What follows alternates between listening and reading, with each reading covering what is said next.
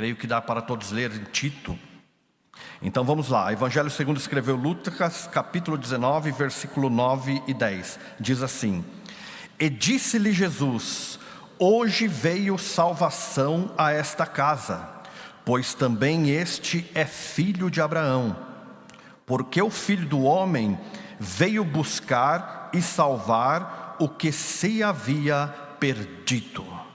Então aqui no telão os irmãos acompanhem Tito, capítulo 2, versículo 11. Diz assim: Porque a graça de Deus se há manifestado, trazendo salvação a alguns homens. Não está errado, né? Então vamos lá. Os irmãos podem repetir comigo? Porque a graça de Deus se há manifestado, trazendo salvação a todos os homens. Amém. Os irmãos podem se assentar. Estamos estudando hoje o capítulo de número 7, na página de número 103, os irmãos que desejarem assim acompanhar. O assunto salvação. A doutrina da salvação, ela é conhecida na teologia como soteriologia. Faz parte do estudo salvífico da obra de Jesus e da aplicação da salvação na vida do homem. De acordo com as Escrituras, o termo sotéria, ele significa salvação, libertação, livramento, preservação. Então a salvação, ela também tem o sentido de libertar, livrar, preservar. E o vocábulo, ele é utilizado para livrar ou preservar de um perigo eminente. E este perigo eminente é o perigo da condenação que estava determinada sobre a humanidade. Porque se nós olharmos em Romanos capítulo 3, versículo de número 23, um texto bastante conhecido, nos diz que todos pecaram e destituídos estão da glória de Deus. Portanto, a salvação, tanto no Antigo como no Novo Testamento, ela significa libertação, livramento e preservação de um perigo eminente. E as Escrituras, em inúmeras passagens, elas atribuem a salvação a uma ação e iniciativa completamente divina. Ou seja, a iniciativa da salvação, ela não partiu do homem. A iniciativa da salvação, ela partiu de Deus. E Deus, ele elege, Deus, ele predestina e Deus, ele chama. Contudo, é necessário que o homem responda, não obrigatoriamente, mas que ele responda livremente e positivamente a este chamado, recebendo a Jesus e crendo nesta salvação e indo ao encontro dela. Ou seja, não é uma obra unilateral, embora ela começou em Deus, e é uma iniciativa totalmente divina, espera-se uma resposta do homem. Então a obra inicial, ela é do Espírito Santo, a fim de que o pecador seja salvo. É convencer o homem do pecado, da justiça e do juízo. Sendo assim, a salvação, ela envolve de maneira completa a ação de Deus e uma resposta humana. Nós estamos aqui hoje porque Deus, ele tem um plano de salvação. Mas nós também estamos aqui porque nós aceitamos a este chamado. O nosso Deus, Ele é um Deus que Ele não violenta a vontade de ninguém. E Ele respeita a nossa opinião, ainda que a nossa opinião seja de não ter um compromisso com Ele. Mas se nós estamos aqui, é porque nós atendemos a este chamado da salvação. Analisemos então o que a declaração de fé das Assembleias de Deus ela diz sobre este assunto. Eu não sei se é possível os irmãos acompanhar aqui, creio que sim. Mas o cremos da declaração no que diz respeito à salvação nos diz assim: cremos, declaramos e ensinamos que a salvação é o livramento do poder da maldição do pecado e a restituição do ser humano à plena comunhão com Deus, concedida a todos os que confessam a Jesus Cristo como seu único Salvador pessoal, precedida do perdão divino. A este dão testemunho todos os profetas, de que todos os que nele creem receberão o perdão dos pecados pelo seu nome. Deus estava em Cristo, reconciliando consigo o mundo, não lhes imputando os seus pecados. Somente a fé na morte expiatória de Jesus e o arrependimento podem remir o pecador e levá-lo ao Criador. Essa salvação é um ato da graça soberana de Deus, pelo mérito de Jesus Cristo, e não vem das obras, para que ninguém se glorie. Sem a morte não haveria redenção, e sendo ele consumado, veio a ser a causa de eterna salvação para todos que lhes obedecem. Nós estaremos estudando, irmãos, 7 tópicos. Até pelo tempo eu vou sintetizar, e tem tópicos que eles têm assuntos que culminam em comum, e eu vou convergir porque eles tratam de um mesmo propósito. Então, falamos agora na declaração de fé, o que ela fala à luz da Bíblia sobre a morte de Jesus. A morte de Jesus ela foi vicária. Isto significa uma morte substitutiva. O Cordeiro Pascal foi sacrificado no Egito para a redenção de Israel em lugar dos primogênitos. Jesus é o nosso Cordeiro Pascal. A morte de Jesus pôs fim à inimizade entre Deus e a humanidade, e isto é chamado de reconciliação. Mas a sua morte substitutiva não teria significado se ele tivesse permanecido na sepultura, o que destaca a relevância da sua ressurreição. Então a essência da salvação cristã, ela está firmada na obra redentora de Jesus Cristo, especialmente na sua morte.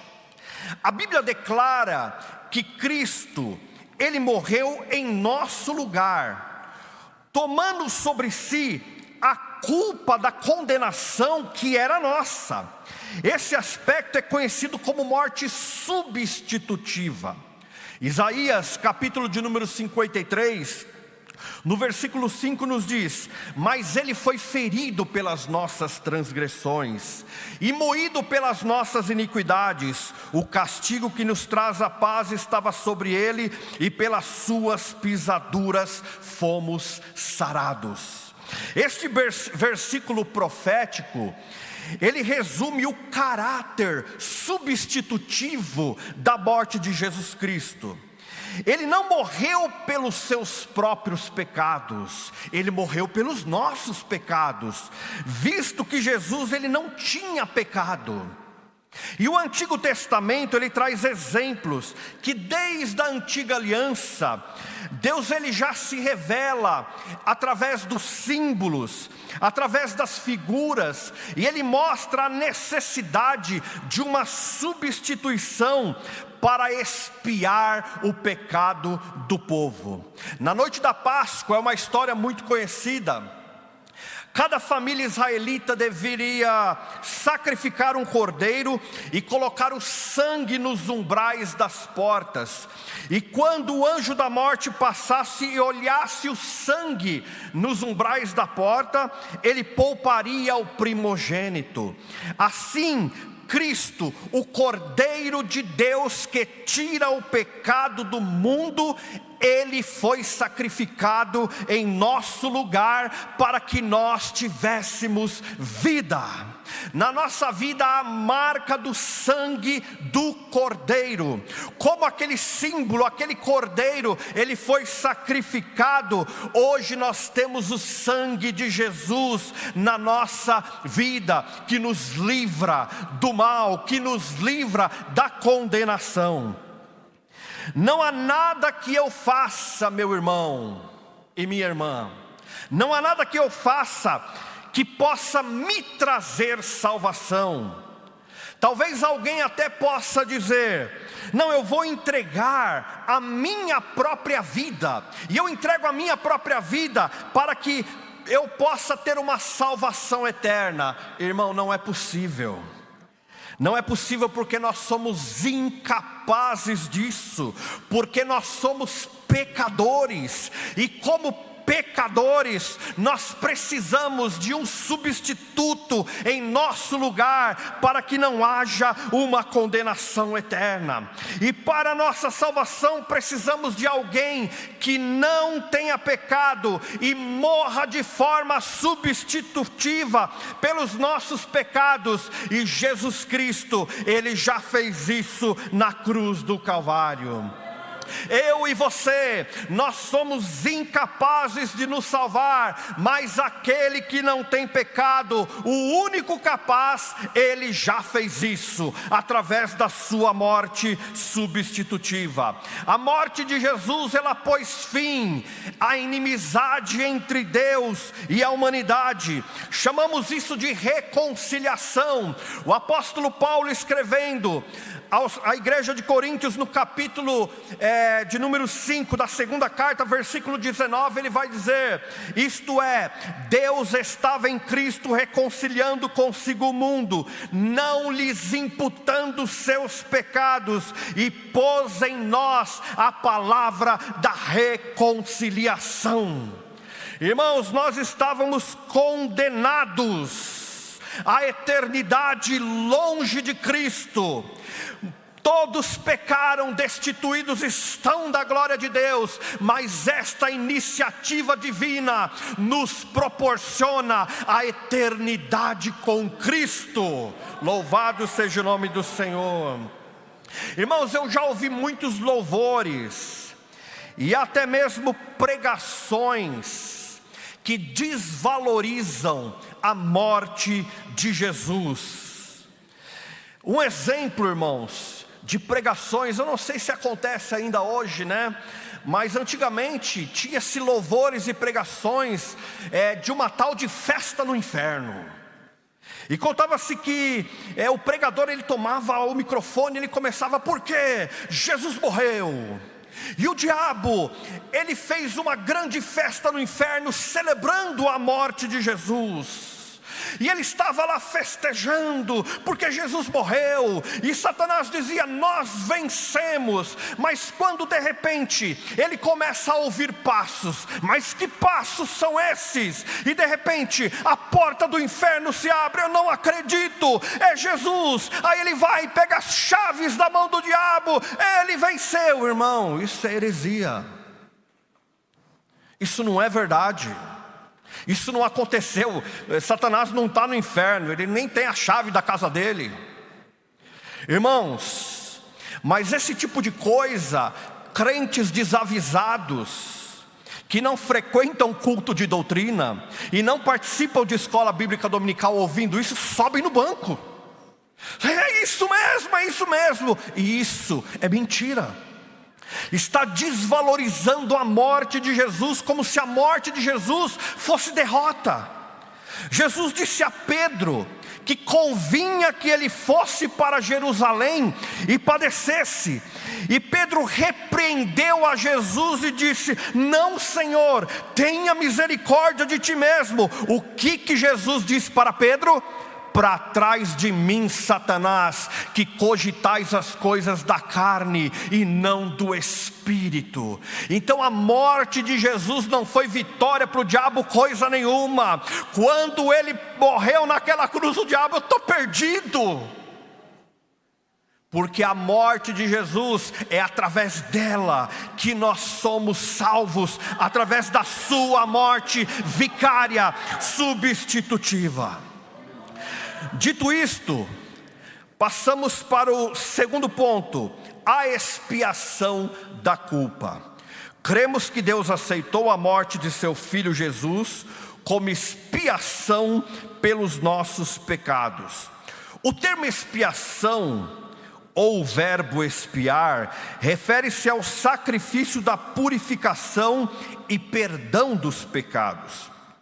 O ato primário desta palavra é cobrir, cuja ideia é cobrir com sangue. Sem derramamento de sangue não há remissão de pecados. Hebreus capítulo 9, versículo 22. O conceito da morte substitutiva, como também da expiação, são dois conceitos que eles caminham juntos. Enquanto a morte de Jesus, ele substituiu o nosso lugar, a expiação, ela é o quê? Ela é o resultado da morte, trazendo perdão e remissão da culpa para nós. Então a morte substitutiva fala o quê? Fala do ato da sua morte em si. E a expiação fala do efeito da sua morte produzido em nós. Porém, na antiga aliança, os sacrifícios de animais, o que eles faziam? Eles não apagavam a culpa de uma vez por todas. O sacrifício do Antigo Testamento, eles cobriam por um tempo. Por quê? Porque eles apontavam para um sacrifício perfeito que viria. Agora Jesus, ele foi o sacrifício perfeito, que expiou o pecado, não mais parcialmente, mas ele expiou o pecado de uma vez por todas, não tendo mais a necessidade de novos sacrifícios. Na antiga aliança se derramava o sangue para cobrir o pecado, mas depois tinha que fazer novamente mais sacrifícios para se cobrir o pecado. Mas a morte de Jesus, ela foi definitiva e cessaram-se os sacrifícios de uma vez por todas. Irmãos, nesta aliança, o que resta para nós é a obediência. Resta para nós obedecer. Quando Deus olha, e se nós pecarmos e pedirmos perdão a Deus, não há necessidade de novos sacrifícios. Quando Deus olha para nós, Ele olha não para os nossos pecados, mas Ele olha com as lentes do sacrifício expiatório de Jesus. Existem os nossos pecados, mas a lente de Jesus é a qual Deus olha para nós.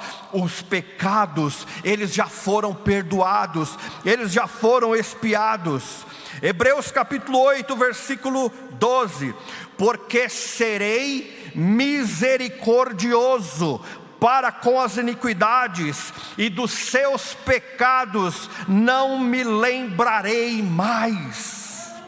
Irmãos, é como se nós cometêssemos algum pecado, eu pequei, pedíssemos perdão a Deus, e se dirigíssemos novamente a Deus: Senhor, mas o meu pecado, sendo que nós já pedimos perdão, e já tem um sacrifício definitivo. É como se Deus olhasse para nós e dissesse: seu pecado, qual?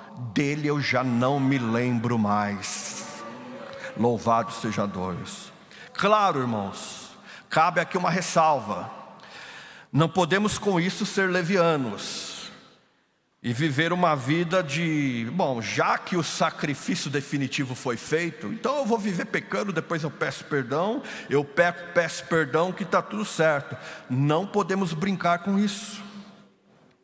O sacrifício expiatório já foi feito, então, certa vez eu ouvi o irmão falar que tem crente que ele parece Maria Fumaça, né? É pequei, perdão, pequei, perdão, pequei, perdão, pequei, perdão. Entendendo que ele pode levar uma vida leviana, mas não é isso. Aquele que realmente veio para Cristo e ama o Senhor Jesus, este tem prazer na obediência. E o pecado, ele, ainda que nós estejamos debaixo dessa natureza caída e somos pecadores, mas o pecado, ele já não é mais prazeroso para nós. Nós vivemos agora livres do pecado, porque o sangue de Jesus, ele nos livra e o sacrifício definitivo já foi realizado. Próximo tópico. Irmãos, o próximo tópico eu vou unir o terceiro e o sétimo, porque o assunto ele vai culminar no final para o mesmo propósito. Este ponto é muito importante, porque foi aqui que eu ressaltei com os irmãos a leitura de Tito, que foi de propósito que eu disse, a salvação para alguns homens. Então, 3, salvação para todas as pessoas. E o tópico 7, é possível a perda da salvação. Deus deseja a salvação de todos os seres humanos. Deus, portanto, não deseja a perdição de ninguém. Quer que todos os homens se salvem e venham ao conhecimento da verdade. Depois de experimentar o milagre do novo nascimento, o crente tem a responsabilidade de zelar pela manutenção da salvação a ele oferecida gratuitamente. Vede, irmãos, que não haja em qualquer um de vós um coração mau e infiel para se apartar do Deus vivo. Hebreus capítulo 3, versículo 12. Obrigado.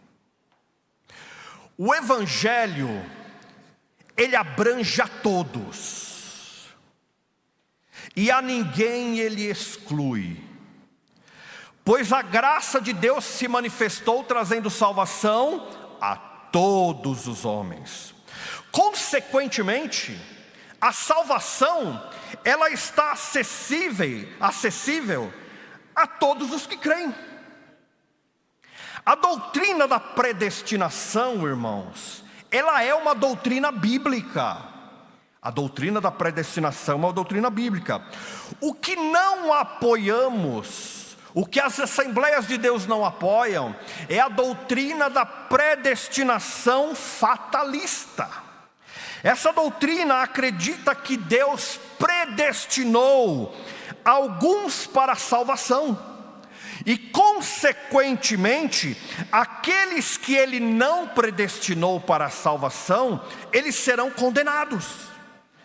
Mas aí onde fica a escolha humana, que é o que nós falamos até agora? Aonde fica o livre-arbítrio? Na verdade, nessa visão de predestinação fatalista, as pessoas não têm escolha. Deus é quem escolheu e já determinou tudo. Então as pessoas vão escolher aceitar a salvação ou não, conforme o que Deus já predestinou, mas não o que as pessoas querem. Mas a predestinação bíblica, que é aquela que nós acreditamos, ela não é fatalista, como vimos até agora. Não se trata somente das escolhas de Deus, porque a escolha de Deus é para todos, mas da resposta do homem ao chamado da salvação. Então, irmãos, isso precisa ficar muito claro. E a Bíblia de Estudo Pentecostal, ela nos traz um bom exemplo desta predestinação bíblica. E na Bíblia de Estudo Pentecostal existe uma história que o autor colocou para exemplificar.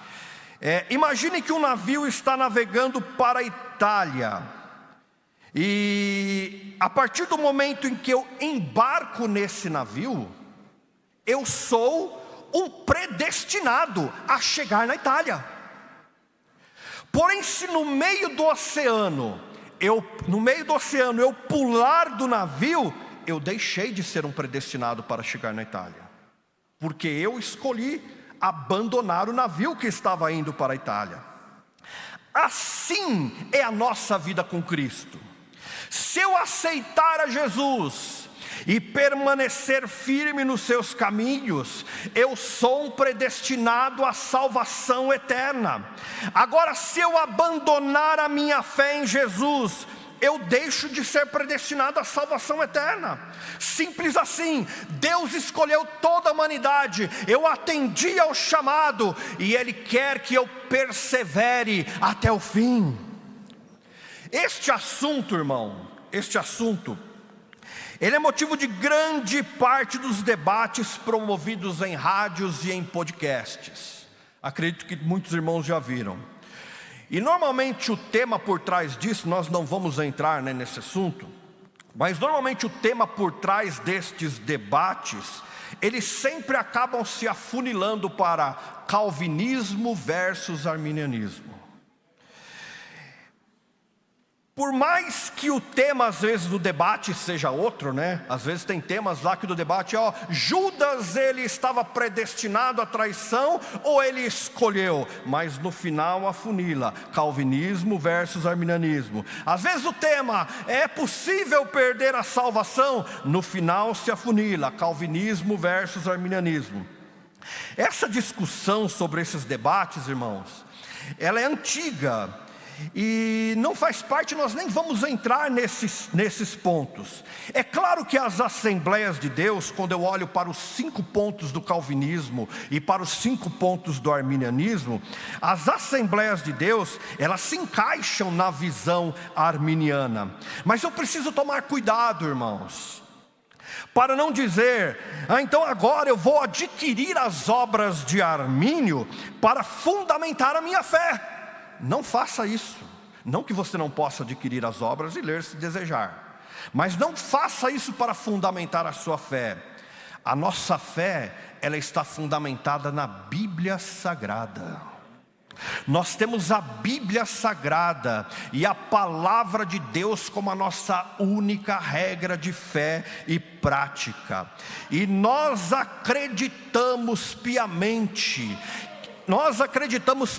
que Deus, Ele não escolheu apenas alguns, mas a salvação é para todos, porque Deus amou o mundo de tal maneira que deu o seu Filho unigênito para que todo aquele que nele crê não pereça, mas tenha a vida eterna. E você, meu irmão, tem o direito de escolher. Você que está aqui nesta noite, você escolheu a salvação, mas muita gente, irmãos, que ouviu a palavra e entendeu a mensagem, por conta de não querer abandonar talvez algumas práticas mundanas, eles rejeitaram a salvação, e Deus respeitou a sua opinião e não os obrigou, trazendo-os à força. Então entenda de uma vez por todas, meu irmão, a salvação é para todos, e você quem precisa, eu que preciso dar uma resposta satisfatória em aceitar esta grande salvação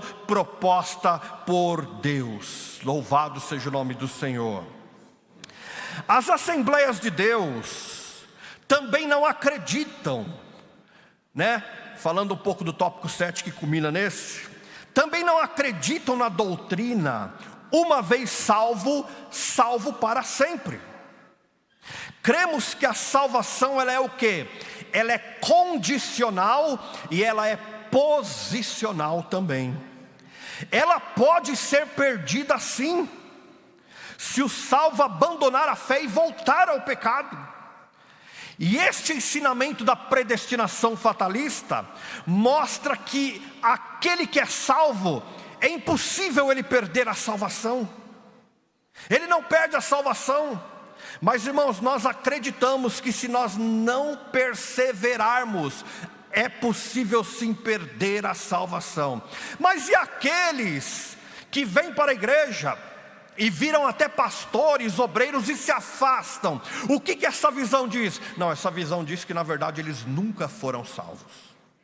Eles nunca foram salvos de fato. Mas nós acreditamos que houve salvação sim. Mas a pessoa rejeitou com o tempo por não perseverar e abandonou a sua fé, perdendo sim a sua salvação. O livro de 1 Coríntios capítulo 10, versículo 12 diz: assim, aquele que considera estar de pé, cuide-se para que não caia. Evangelho segundo escreveu Mateus, nas palavras de Jesus Cristo, capítulo 24, versículo 3 diz: mas aquele que perseverar até o fim será salvo. Quantos não perseveraram e pararam no meio do caminho? Por quê? Porque assim não tiveram forças e perderam esta salvação. Mas graças a Deus que nós estamos aqui nesta noite. Nós não só temos a salvação, Deus não só predestinou, como nós estamos até agora nesse barco com Jesus, indo para a eternidade, e estamos firmes, perseverando, até quando? Até que Ele venha. Louvado seja Deus, aleluia. Próximo ponto, subtópico 4, a natureza da salvação, e o 5 também, o processo da salvação, porque eles são uma sequência. A salvação é nos oferecida pela graça, mediante a fé no sacrifício de Jesus Cristo na cruz do Calvário. A salvação é um renascimento espiritual que se dá na vida do pecador arrependido. No ato da aceitação, o pecador é imediatamente e simultaneamente salvo, regenerado, justificado e adotado como filho de Deus. O processo da salvação se dá pela santificação, sede santos porque eu sou santo, e pela glorificação, que é a derradeira etapa da nossa salvação, e aos que justificou, a esses também glorificou. Então a justificação, ela é a salvação concedida a nós. Em qual momento? No momento instantâneo em que eu aceito a fé em Jesus Cristo. E a ação de Deus é o quê? É declarar este pecador justo. Ele passa a ser justificado. Sendo, pois, justificados pela fé, temos paz com Deus por nosso Senhor Jesus Cristo. A justificação é um ato em que Deus perdoa os pecados, os nossos pecados, e declara o crente justo diante dele.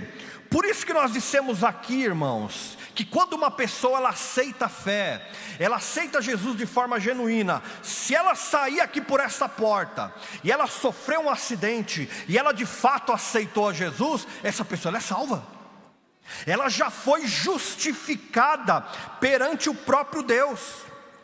O sangue de Jesus é o fundamento dessa declaração. É uma obra que é fora de nós, não é um esforço humano a justificação. Deus nos trata como se nós nunca tivéssemos cometido pecado algum quando Ele nos justifica.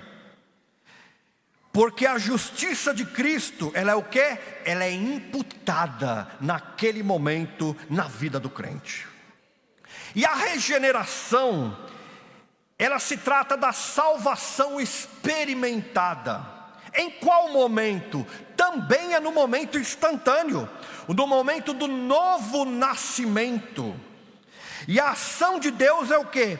É dar uma vida espiritual para essa pessoa que aceitou a fé.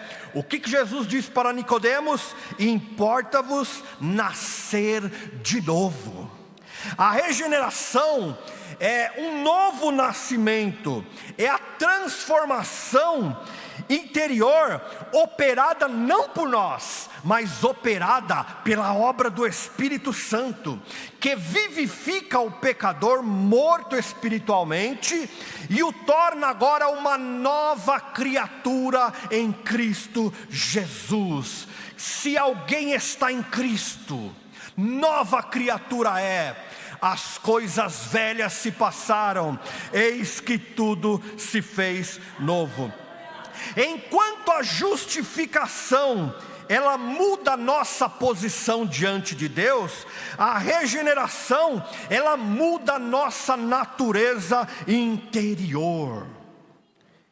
Irmãos, eu imagino que quem não é regenerado e vive uma vida de religiosidade, de esforço meramente humano, essa pessoa deve viver em constante sofrimento. Porque nascer de novo, ou ser regenerado, como eu posso usar até a palavra nascer do alto, porque não é uma obra que eu realizo, mas é uma obra que Deus realiza. Consequentemente, as nossas atitudes, elas passam a mudar também quando eu sou regenerado, porque o meu exterior, ele se torna um reflexo do meu interior. Isso faz parte da regeneração. Quem é somente religioso e não é regenerado, ele vive em constante sofrimento. Ele vive como crente, parece crente, até age como crente, mas o seu interior, ele não está sendo controlado por uma ação transformadora do Espírito Santo. O seu interior, ele está sendo controlado pela força da sua religião. E ser transformado, ser regenerado, não é mudar com a força da religião, mas é ser transformado por uma ação do alto. Daí tudo aquilo que parece uma transformação, quem vive essa vida, é na verdade um controle das suas próprias ações com a força do seu braço. Eu não peco, por quê? Não, porque a minha religião diz que eu não posso. Eu não faço aquilo por quê? Porque o pastor um dia pregou e falou que eu não posso. Daí nós ouvimos às vezes notícias, ficou sabendo de fulano, aconteceu tal coisa e diz que nunca mais vai voltar. Na verdade, muitas coisas que vêm à tona, estava acontecendo de forma interior. Estava no interior não transformado, e aquilo só saiu para fora. Mas aquele que de fato ele é regenerado, aquele que nasceu de novo, aquele que nasceu do alto, ele exterioriza um reflexo do seu interior transformado. Porque ele não é controlado por uma religião, mas ele está controlado e dirigido pelo Espírito Santo. Irmãos, que não sejamos pessoas religiosas, porque a pessoa religiosa ela sofre, porque ela controla a sua vida, de que é um reflexo contrário do seu interior. Mas o transformado não, é só sai para fora aquilo que está dentro. Aí você vê aquelas atitudes de uma pessoa verdadeiramente transformada. Não sejamos crentes reformados, mas transformados. Quando eu digo reformado, eu não estou dizendo a reforma protestante, não é isso. Mas os irmãos já viram carros reformados? Quem não conhece, e você vê, você não percebe nada. Mas quem conhece, ele vê a diferença de um carro que foi reformado. Mas a transformação, ela muda tudo. E é para isso que Deus nos chamou, para vivermos uma vida transformada. A santificação faz parte é a salvação desenvolvida. Em qual momento? A salvação, ela é progressiva, ao longo da vida cristã. É a ação de Deus no crente, cooperativa, Deus age e o crente obedece.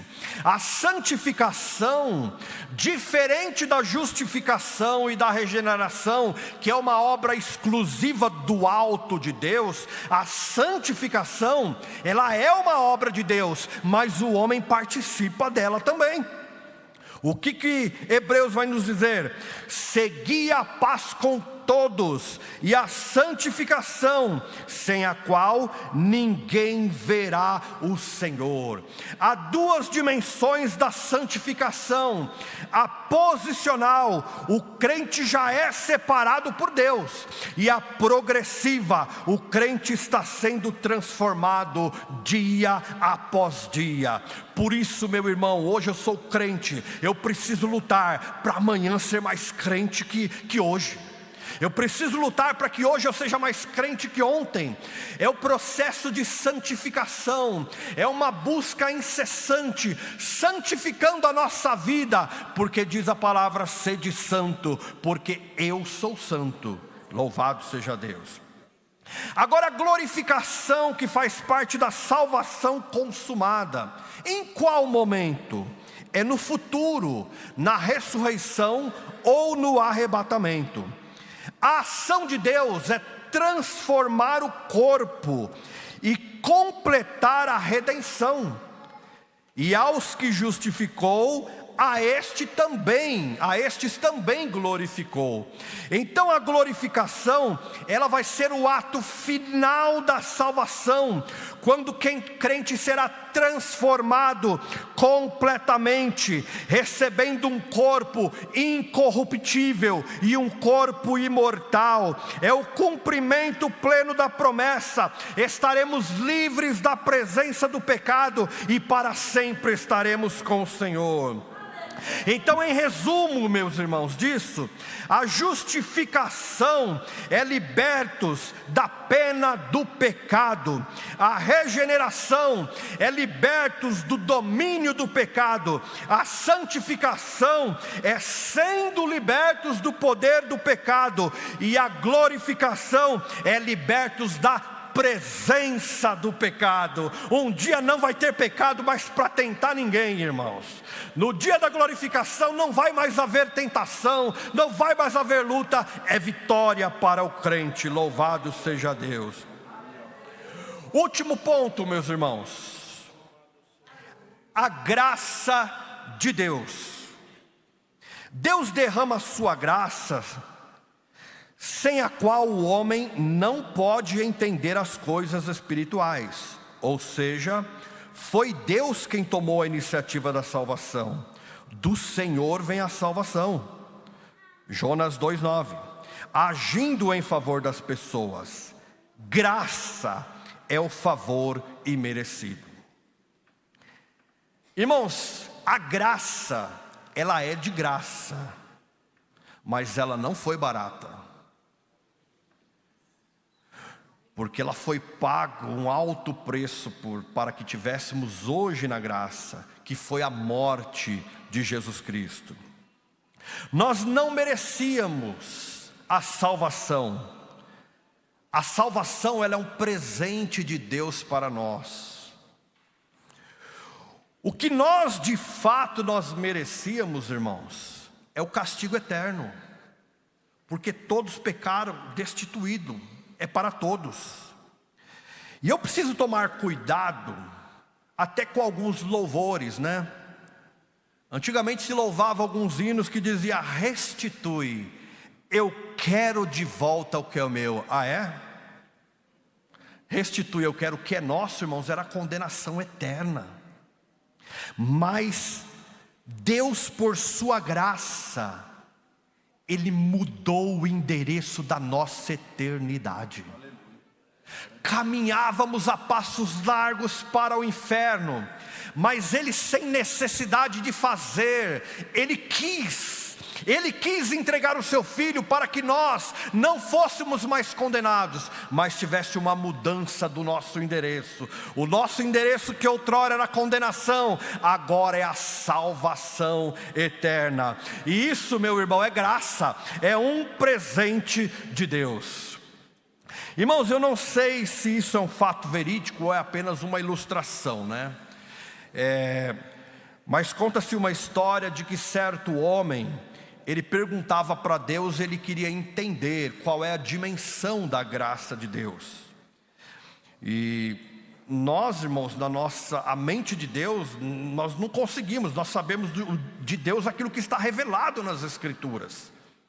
E a graça é um favor imerecido que a humanidade não está preparada para isso, para fazer o que Deus fez. Mas conta-se uma história de que certo homem, ele quis compreender lá a dimensão da graça de Deus, e ele teve um sonho. E neste sonho, esse homem, ele tem um filho, e ele pega esse filho e começa a criar esse filho da melhor forma possível. Os melhores estudos, a melhor alimentação, ele faz tudo para esse filho. As melhores faculdades, o pai trabalha para conceder o melhor para ele. Mas chega um dia que esse filho cresceu e ele foi seguir o seu rumo. E na primeira esquina que ele vira, alguém aparece com uma arma e tira a vida do seu filho. E esse homem, ele pode tomar 3 atitudes.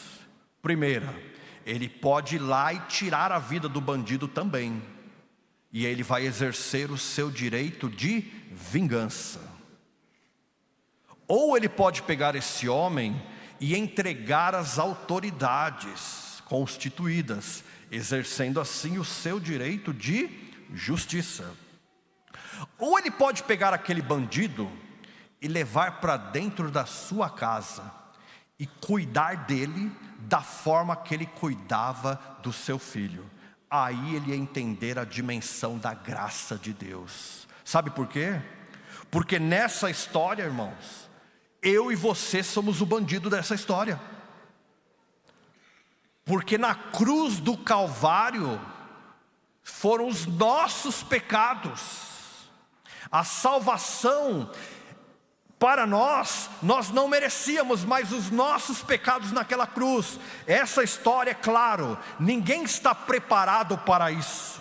Ninguém está preparado para fazer uma coisa dessa. Mas o nosso Deus, que também não precisava fazer nada, Ele fez em amor à sua criação, concedendo uma nova oportunidade. Uma das definições de graça também é uma nova oportunidade para quem não merece. Nós não merecemos, mas aprouve a Deus entregar a vida do seu filho e nos dar este presente da morte substitutiva. E agora nós que tínhamos herdado o inferno, o endereço mudou, o endereço é outro, agora o endereço é a eternidade. Louvado seja o nome do Senhor. A graça de Deus, ela está sobre as nossas vidas. Este favor imerecido, irmãos, não merecíamos, mas está presente para nós como um presente, uma bênção de Deus. E alguns cuidados, irmãos, que nós precisamos tomar. Raiz de amargura, a Bíblia diz o quê? Tendo cuidado que ninguém se prive da graça de Deus, e que nenhuma raiz de amargura brotando vos perturbem. Irmãos, cuidado. Raízes de amargura no coração, segundo a palavra, privam o crente da graça de Deus. E se isso não for tratado, irmãos, privar da graça de Deus, isso é uma coisa muito séria, porque é pela graça que nós somos salvos. E uma pessoa que está privada da graça, ela está perdendo a sua salvação. Amém? Que Deus abençoe os irmãos. Deus abençoe pastor Clarismundo. Muito obrigado, pastor Clarismundo, por esta oportunidade de poder ministrar num tema tão importante e relevante. Deus abençoe os irmãos.